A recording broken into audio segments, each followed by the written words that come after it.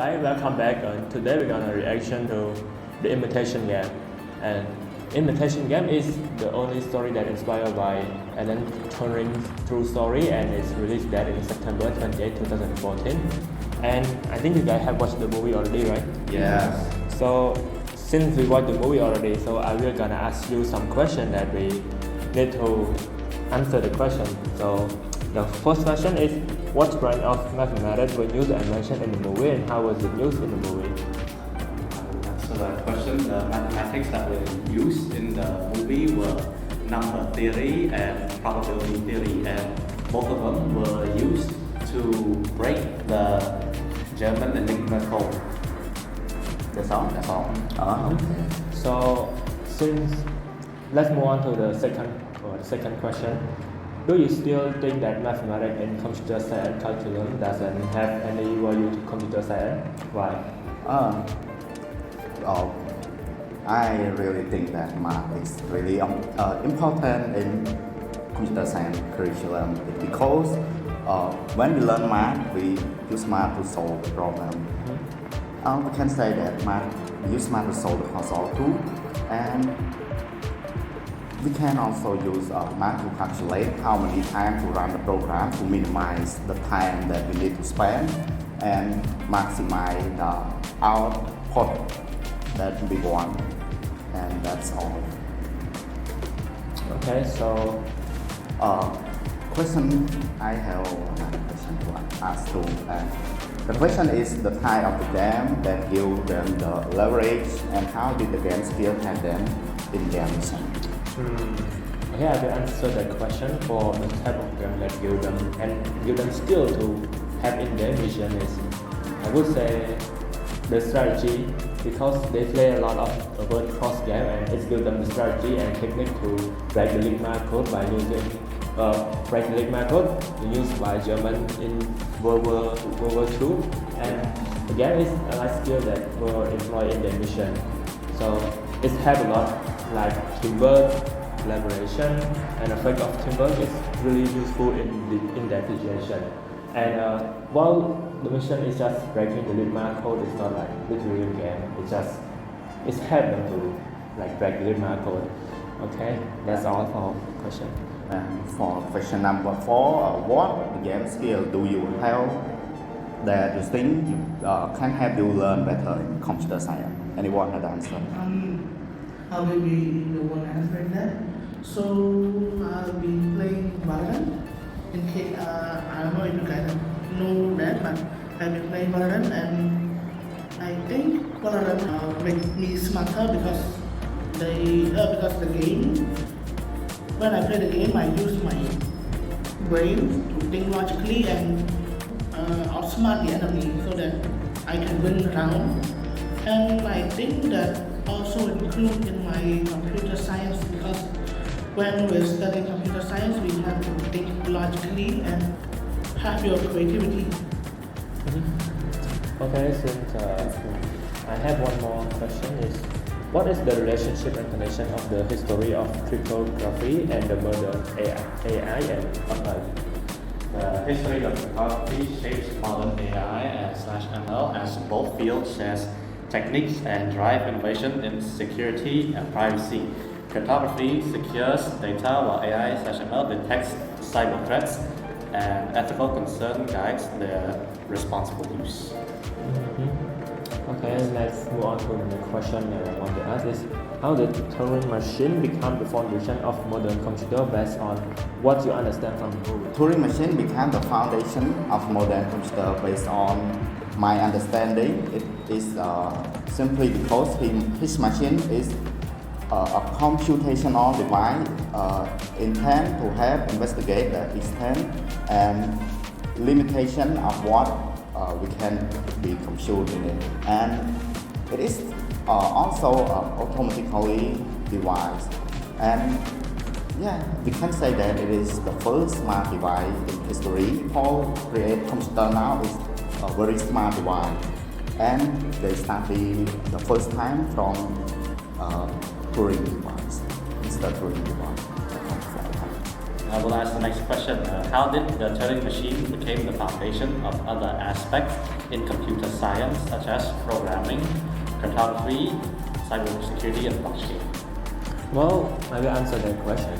And how did the machine become the foundation of other aspects in computer science, such as programming, cryptography, AI, and ML, cybersecurity, and blockchain? Well, we have known already since Bong Pei have told us some of the idea, and let me introduce you to the thing is the Turing machine introduced by Allen in 1936, and it has indeed become the foundational concept across aspects in computer, include programming, cryptography, and intelligent machine, and cybersecurity and blockchain. So the thing is, the machine is very useful, and it provide a framework for understanding computing and computing complexity, and it help you to understand more about the technology, and it help you work like perfectly fine and faster than you ever do by your hand and your brain, obviously. So this is all my answer for that question, and I will ask you guys some more questions. So the next question is: the machine was built to save life, but the knowledge is produced gives them the power to determine who lives and who died. How can this statement relate to the modern technology such as internet, social media, games, and cybersecurity? And how this statement true in today's technology? As we know, some social media can be like some people use social media to communicate with each other. Some use it for their studies, but sometimes some people may use it to do bad things to other people. Like let's say if someone is live streaming, and then there's someone else that hate that person, so they will try to call the police on them, and their house swarmed with police. Sometimes it's hard for people to do what they love because of people with mad. They just want to see people fail, and so they will do everything in their power to see that person fail and be miserable. And some hacker may try to steal your information and hack your like social media, your bank account, and your games as well.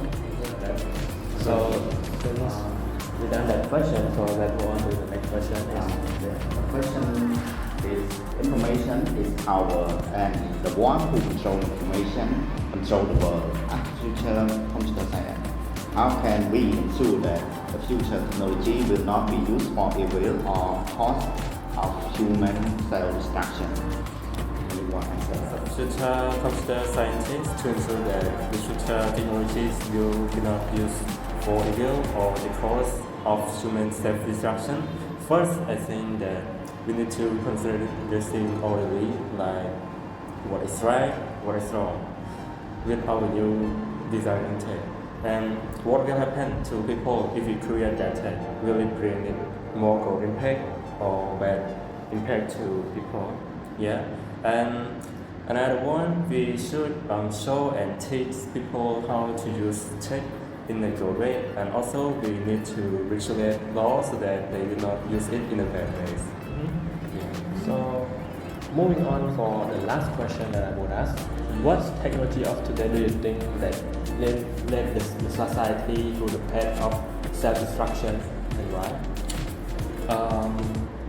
Alright, for this question, I will answer. Like autonomous weapon system that can think and act on their own to design, like robot, drone. Yeah, nowadays you see mostly with just command tone that can attack and the selected target that it wants. Like if it is using it a bad way, they will it can bring the war. Yeah. Another one is that what will feel all to see. We really excited to see its improvement in the future at the same time, but we also really feel worried about it, which is AI. Yeah, everyone know AI, right? Yeah. We use it. It can help us to make our life easier, yes, we admit that. But at the same time, it will also bring harm to people if they use it in a bad way. Like, they can use it for duplicating or copying your photo, voice, video, do many bad things. Yeah. And people will become the victim of those from AI bad use. Yeah. So, does anyone have any more questions? I don't think so. Okay, so since we all answer all the questions and the understanding that we don't understand, and now we have understand by answering each other question. And now let's take a look at the animated short movie that we will film. Thank you.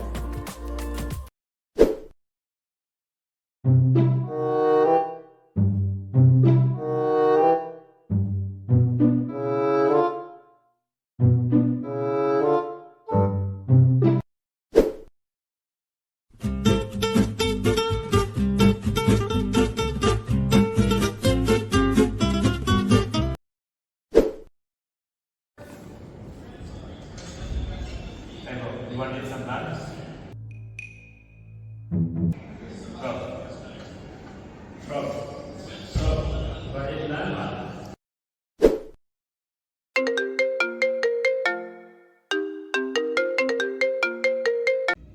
Hello?